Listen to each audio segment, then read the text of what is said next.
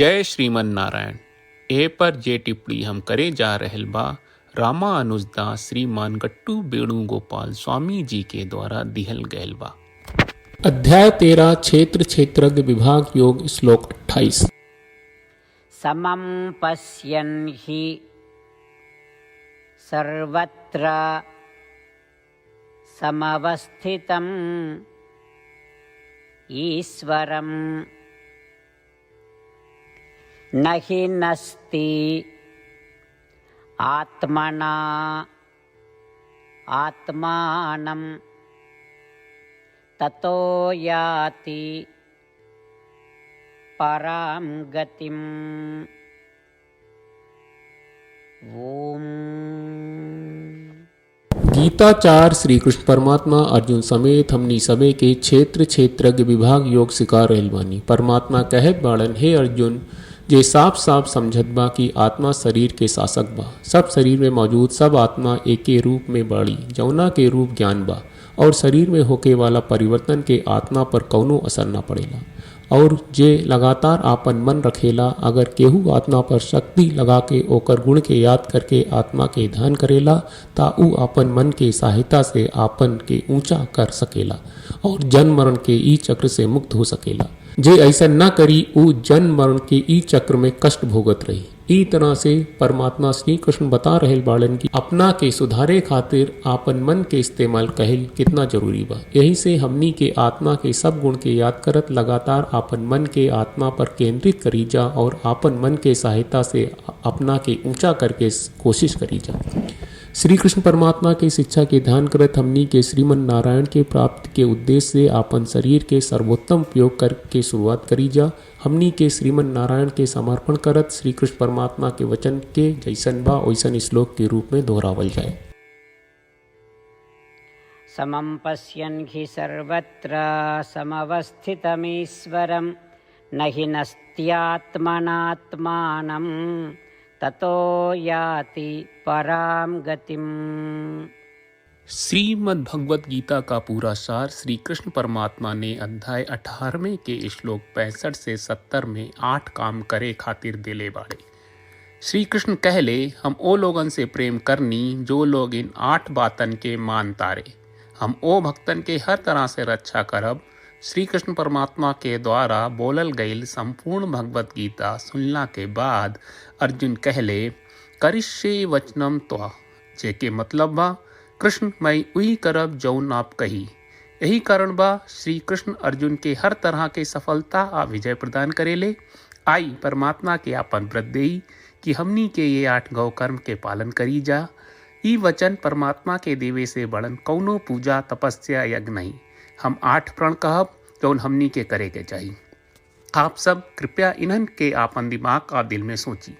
श्री कृष्ण के आपन वचन देवे के ई तरीका में हमनी सबकी कल्पना करे के चाहिए कि श्री कृष्ण का चेहरा खुशी से चमकत बा और खुशी के एहसास करत बा। जय श्रीमन नारायण। यहाँ हमनी के 8 वादा बा। हमनी के पहला वादा, हे श्रीमन नारायण, आपका निर्देश के मुताबिक हम हमेशा तोहार ध्यान करब और तोहार बारे में सोचब।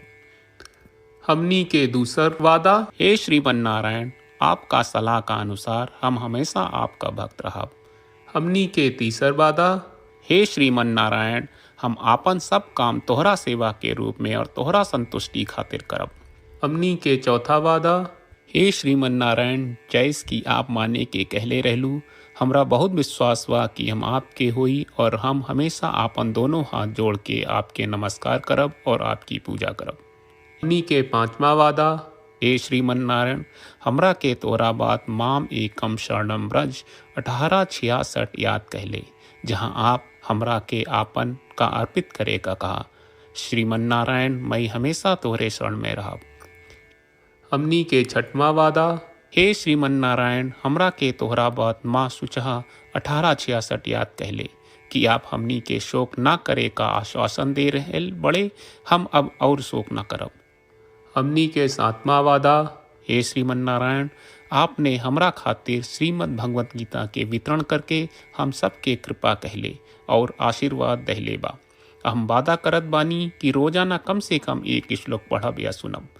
हमनी के 8वां वादा, हे श्रीमन नारायण, आप गीता के पूरा मानवता तक ले गयलू। हम गीता में आपके दिव्य वचन के उन भक्तन तक पहुँचावे के प्रयास करब जे गीता से अपरिचित बा।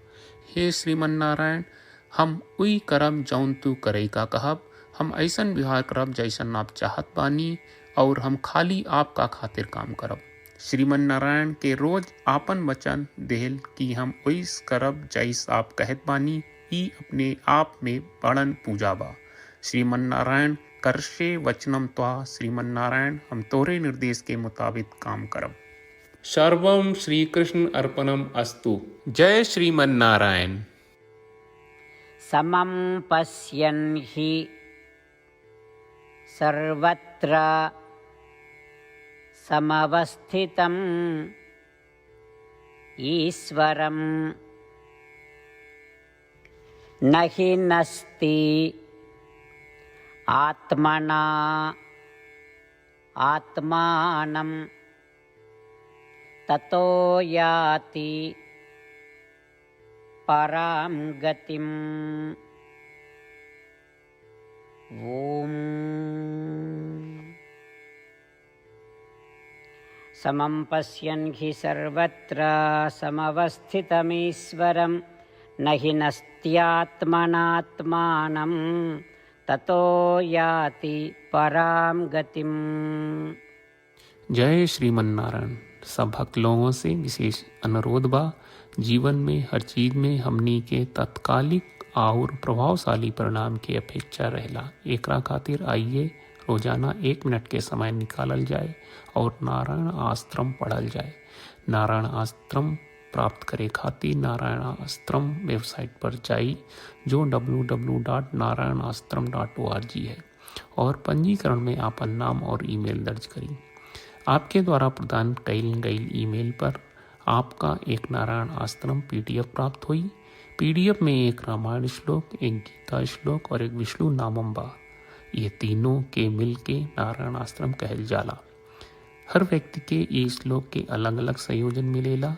जब हर कोई 24,000 भक्तन के साथ रोजाना आपन नारायण आश्रम पढ़त आ सुनत बा, ता हर दिन संपूर्ण रामायण का 1 दौर, श्रीमद् भगवत गीता पारायण के 33 दौर और श्री विष्णु सहस्त्रनाम स्तोत्र पारायण के 24 दौर प्रतिदिन पूरा होएला।